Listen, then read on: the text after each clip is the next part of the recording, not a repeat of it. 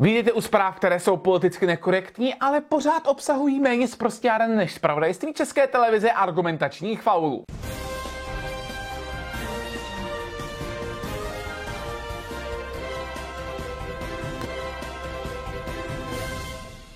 A začneme aktualitou. Další trapný pokus amerických levičáků odstranit Trumpa definitivně z veřejného života je fuč. Impeachment neprošel. Trump nepodněcoval vzpouru proti Spojeným státům. Nancy Pelosiová následně poskytla médiím emotivní výstup, kde označila republikány, kteří nevolili tak, jak ona chtěla, za sraby. A nebyli náhodou američtí levičáci tak trochu sraby, když spojili neziskové organizace, pouliční bojůvky, média, korporace, sociální sítě, vládní prachy a stínovou kampaní pomohli posílit volby účinnou manipulací, jak se doslova chlubili v Timeu?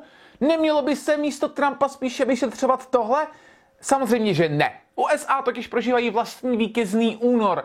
Asi si každý musí projít obdobím komunistické diktatury, aby si vážili skutečný demokracie. A že sociální sítě budou za vzpouru, při které je ale Trump nevinen, dále Trumpa blokovat, je snad jasné. Jak jsem říkal, v Time je jasně napsáno, že v té manipulaci ve prospěch demokracie, neboli demokratů, hráli velmi důležitou roli. A tak ji budou hrát dál. Moc je moc. Je na nás, kolik té moci jim necháme. Tak co? Budete se dál spoléhat na skvělé algoritmy YouTube, který vám doporučí mašinky raději než nesprávné politické názory? Nebo si uděláte soupis webů, které by bylo fajn pravidelně navštěvovat? Pár vám jich ze své osoby nabízím právě teď. Pamatujte, sociální sítě jsou levičácký šmejdi. Téměř všichni. Ti ostatní budou umlčeni a tenhle seznam pak bude za chvíli to poslední, co vám zůstane. Více než 200stránkový dokument plný e-mailů, který ulovil Die Welt, pojednává o tlaku německého spolkového ministerstva vnitra na vědce z výzkumných ústavů a univerzit. Ministerstvo Horsta Seehofera, ne tohodle. Podle e-mailové komunikace tlačilo například na institut Roberta Kocha s cílem uveřejňovat co nejčernější modely, na jejich základě by bylo na jaře možné zavést co nejtvrdší protiepidemická opatření. Institut mimochodem vydává celostátní německé statistiky o nakažených a další čísla, kterými se opatření v Německu řídí doteď. Model, který byl následně vytvořen, pak počítal s více než 1 milionem mrtvých, pokud by opatření nebyla zavedena. Zajímalo by mě, kde jsou ti bojovníci proti obchodu se strachem. Když se tady se strachem obchoduje naprosto evidentně. A teď nemyslím obchod Heinze Christiana Stracheho, kterého liptardi nechali zničit falešným videem z Ibizy, ale emoci, strach, která mnohé z nás nutí zůstat doma v ulitě a raději se pro jistotu třeba nechat zkrachovat. A mlčet, držet hubu a krok. Pamatujete si na tu profesorku, která byla na stáži v univerzitě v Cambridge. Zamlela si pod plnovousem, že na bílých životech nezáleží a za trest dostala povýšení na plný, tedy trvalý úvazek, tak ta si již činí. Skupina, které právě profesorka Goupala předsedala, si v rámci diskuze odhlasovala následující. Winston Churchill byl rasista, který vedl říši, která byla horší než nacisté. Ano, přesně tak. Doslova. Nekecám, prodávám, jak jsem koupil na Telegrafu. Upřímně je mi ze zlehčování hrůz německých nácků dost nablití. A možná ani nebudu přehánět, když řeknu, že 9 z 10 přeživších holokaustu by si při čtení takové zprávy přálo, aby paní profesorka proti rasismu a zároveň proti bělochům měla někdy tu čest zkusit si takový nacismus, který byl podle ní lepší než Británie pod Churchillem, na vlastní kůži. Co třeba takový koncentrák na týden? Myslíte si, že by to probralo? Ale kdeže? Takový nímandi jsou totiž ve skutečnosti tak měkcí, že tahle nicka by tam padla na hubu do hodiny. A že jsem na ní tvrdý? Tak si zopakujeme, co ona si myslí. Winston Churchill vedl říši, která byla horší než nacismus. Pořád moc tvrdý? Já si naopak myslím, že jsem použil ty vole nejjemnější hedvábíčko pro ty nejcitlivější popírače holokaustu z vůně bílých kokosů, kterými jí lásky plně objímám. Tak jsem na ní sakra jemnej. A je to tady, přátelé. Dánsko nám ukazuje vzor a spouští moderní aplikaci, kde můžete odklikávat souhlas se souloží. Jak to má fungovat? Stáhnete si apku, vložíte tam své údaje a případné nápadníky, se kterými si to chcete rozdat. Tam si je zapíšete. Souhlas platí pro 1 soulož a 24 hodin. Ano, vážení, představte si, že jste rozjetí na další kolo a místo spontánního milování budete opět na novo vyplňovat souhlas na další soulož. A hlavně, určitě vás nikdo pod žádnou výhruškou nikdy nemůže přinutit k tomu, abyste vyplnili souhlas se sexem, aby případné obvinění ze znásilnění po případě pozbylo úplně smyslu. To se samozřejmě nemůže stát, že? No, může. Než se to ti novodánové například naučí, budou ženy v bezpečí jak dlouho? Měsíc? A co potom? S aplikací vyřadíte arabštinu. Víte, co mají společného Arabové a zarputilí odpůrci očkování všeho druhu? Tu fantazii. Zatímco určitá minimální část obyvatelstva je přesvědčená, že z každé vakcíny kouká nějaký autista připravený jako zombie kousnutí nakazit každého, kdo se myhne kolem stříkačky, hodně izraelských Arabů má za to, že je Židi chtějí hromadně odpravit. No a iránský klerik dosáhl nového argumentačního vrcholu. Ten totiž přišel s varováním, abyste rozhodně drželi bezpečný odstup od očkovaných proti covidu. Neb se z nich pak stávají homosexuálové. A tenhle duchovní z města kom není žádná nula. Na Telegramu má například přes 200 000 sledujících. Hele takhle, nic proti tomu mít obavy z vakcíny. 95% lidí, dle mého odhadu, vykazuje opravdu smysluplné argumenty proti tomu stát první ve frontě na současnou očkovací vlnu. Ale tohle to už je slušnej bizár, ne? Jeruzalém Post mimochodem k tomuto článku přiložil velice zajímavý fakt. Irán od 70. let již popravil přes 6 000 gayů. Je škoda, že zrovna o tyhle popravy se LGBT organizace příliš nezajímají. Švédsko se rozhodlo předat moc nad svojí energetikou té největší modle, která existuje. Vládě? Ne, moderní svět nepotřebuje volený zástupce. Grétě přece. Tomu nikým nevolenému dospělému dítěti se scénářem od korporací a neziskovek, které je posedlé zelenou natolik, že to bylo pro některé aktivisty nakažlivější než koronavirus. Vláda tak přímo na popud aktivistických zelených bojůvek odstavila první blok zlé jaderné elektrárny Ringhals 1. Jenže přišla zima, což je ve Švédsku zcela nečekané. Holt Greta řekla, že celý svět hoří a ne, že mrzne, že jo, logika. No a jak je zima, tak najednou není dost elektřiny. Cenu to vyšroubovalo cca na 8násobek a fabriky začaly přerušovat výrobu. To však nestačí. Situace je tak vážná, že švédská televize o tom vysílá varovné reportáže. Na 100% nepomohla zdaleka ani zlá naftová elektrárna Karlshamn na jihu země. A tak SVT vysvětlovala, že by Švédové měli pomoci se snížením spotřeby a ku příkladu méně vysávat. Do výbavy každé pokrokové švédské domácnosti tak nyní krom takového kola oficiálně nabízím například i liští ohon a ebonitovou tyč. A třeba budou Švédové třít, až se jim například úspěšně rozsvítí v palici.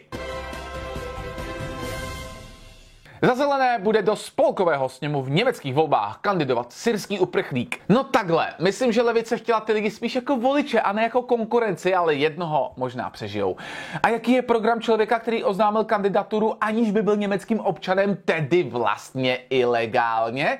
Hájit práva jiných uprchlíků a především sundat tu fašistickou tabulku německému lidu, která visí nad vrcholem budovy sněmu. To asi udělá osobně. Třeba patří mezi ty inženýry, co to zvládnou bez žebříku pomocí pravítka a výpočtu na tabulkách, nebo tak něco. Tabulka má nést nápis pro všechny, co v Německu žijí. A není to málo, Antone Tariku Alovsi? Normálně tam dej tabulku islámskému lidu za vymření potomků nacistů. A máš vyhráno. Takhle to těm zeleným vyhraješ. Přeci jen Němci mají období, kdy chtěli vyhlazovat ostatní tak trochu za sebou a nyní se spíš rozhodli, že vyhladí sami sebe. Jen, jak opakuji, je škoda, že to je pořád dost velká země a tak do té své smradlavé migrační díry stáhne sebou celou Evropu. Nenápadný e-shop s přírodními léčivy Havlíkova přírodní apotéka se na Facebooku podělil o velice nepříjemnou a pro naše zpravodajství zajímavou záležitost. Většina provozovatelů platebních bran je totiž chce zařadit mezi prodejce zbraní a drog. A to proto, že v sortimentu mají řadu výrobků z konopí. Výrobky jsou však v Česku i dalších zemích zcela legální, neboť neobsahují látku THC. Ze strany provozovatelů platebních bran se tak jedná o co? No jednoduše o zásah do volného trhu. Výhruškami se vás snaží přinutit něco neprodávat. Je to prosté. Buď ty firmy zaměstnávají dementy, kteří nejsou schopni rozeznat základní látky prodávané v přírodní medicíně, či si firmy zkouší, co všechno si mohou dovolit. Teď vám například zakážou CBD produkty a co přijde potom? Zakážou vám třeba prodávat nějakou nepohodlnou značku, kterou třeba bude vlastnit někdo, kdo má špatné názory. Tohle je precedent. Na místě Havlíkovy apotéky se dá uvažovat dvěma směry dalšího postupu. Podvolit se vůli velké firmy, nebo je poslat do říti a nechat zákazníka nakupovat jinými možnostmi a jinými platbami. Tohle narušování trhu sice vypadá jako nepatrné, ale až se třeba Visa spojí s Mercedesem a vypne prodejce BMW, to už bude jiná písnička. Když před rokem a půl vypnuli rodinu majitelé sociální sítě Gap a všechny platby na ní. Cenzura na základě znemožení plateb je tak již před branami. To je prosím pěkně ta zářivá budoucnost bez hotovosti, abyste věděli. A dáme si sport. Mediální závod o co nejvíc senzační zprávu o diktátorovi Trumpovi skončil. Mediální žumpy jako CNN tak přichází o prachy, protože nikdo nekouká na clickbaity o Trumpovi, protože není o čem. A tak to zkusili mediální spermata z New York Times se zprávou, že Trump na tom v říjnu, kdy měl koronáč, byl mnohem hůř, než se uvádělo. Prý se teoreticky uvažovalo i o nějaké té ventilaci a dostalo hodně moc léku a steroidy. Hele, asi takhle. Pro mě je směrodatná realita. Takže Trump byl v nemocnici 3-4 dny, po kterých vyšel po svých z nemocnice, po svých nastoupil do helikoptéry a na pána vystoupil i z ní a po svých vstoupil do Bílého domu. Mezitím vydával skoro denně videa o tom, jak mu je. Ano, i tehdy mediální spermata čekala na to, až se zhroutí. Radiožurnál varoval před prezidentem v letech, který má nadváhu a je riziková skupina a ono, ejhle, co jim to ten Trump jenom provedl? Nic. Nechtěl umřít. A teď z toho zkouší ještě načerpat finance na horší časy, protože se všeobecně ví, že Biden je chodící všeobecné dobro a na články o dokonalém muži se tak často nekliká. A ono to zabralo. Za hodinku o tom vysílá veřejnoprávní radiožurnál znovu v čele s naprosto vyváženým fanouškem demokratické strany Janem Kalibou. A za pár dalších hodin to jede po dalších českých médiích. Závod o senzaci na Trumpa tedy pokračuje a je ještě trapnější než ten za dobu jeho vlády. A to jsem si myslel, že trapnější to již být nemůže. To jsem byl zase naivní. A dáme si trochu kulturně politické fronty. Pavel Telička nás totiž opět pobavil klasickým podlézáním. Německo se totiž v koronakrizi podle něj vede tak dobře, že by nám mělo pomoci s kompletní zprávou. Zajímalo by mě, co by na to řekl říšský soudruh Henlein, který teď asi tleská v hrobě. Zajímalo by mě taky, zda by se dalo před druhou světovou válkou koronavirus využít pro ovládnutí světa. Stačilo by třeba zařídit nižší testování, pochlubit se nízkými čísly a druhá světová by se vůbec nemusela odehrát. Ovládl bych svět jako říšský ochránce lidu před nebezpečným virem. Tedy až na to, že tento virus je pro některé ještě horší než samotná druhá světová válka. Dobře, tak v tom případě bych jim dal vybrat. Zkrachuješ, nebo půjdeš do koncentráku a zkrachuješ? Ne, přátelé, rozhodně teko nebudu útočit ani na rouškaře, ani na chřipečkáře, ale stále mi nejde do hlavy, jak by asi Telička v roce 38 kouřil tomu malíři z Rakouska. Máte také tu scénu před očima? No, nemáte zač a dobrou chuť, pokud právě jíte. Fronta ještě jednou. Dáme si příběh o zprznění běložské historie Černochem hranou postavou. A teď je to ještě umocněné. Hákona Jarla, norského faktického vůdce z konce prvního tisíciletí. Frajera vypadajícího asi takhle a krutého vládce, který si podle historiků liboval například ve znásilňování žen, což přerostlo až ve znásilňování manželek jeho vlastních šlechticů, bude hrát Caroline Henderson. Tmavá žena, která bude Hákona herecky utvářet jako tolerantního vládce v novém seriálu na Netflixu. I co mi říká, že tyhle předělávky a blackwashing bude mít ještě pokračování a výplach se změní v totální bizár. Takže to, že to už teď je bizár, se vám podle mě fakt jenom zdá.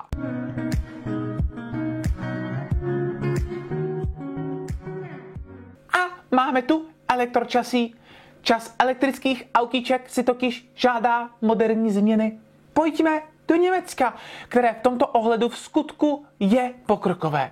Jak asi víte, hodně odpůrců elektrických autíček tvrdí, že na jejich nabíjení nebude dostatek elektřiny a zároveň tak čisté, abychom ochladili naší planetku. Na to má však pokrokové Německo krásný recept. Říká se mu vyhlazení špiček. V originále to zní romantičtěji. Spitzengeltung! Zákon měl s ohledem na limity elektrické sítě dát jejich provozovatelům právo na 2 hodiny odpojit dobíjení libovolného připojeného elektrického auta v momentě, kdy proto nebude dostatečná kapacita. Ministr hospodářství zákon sice stáhl, ale až poté, co na něj upozornil Velta, přišla tsunami plná kritiky. Kdo ví, jak budou takoví pokrokáři chtít ochladit planetku třeba za 10 let, že?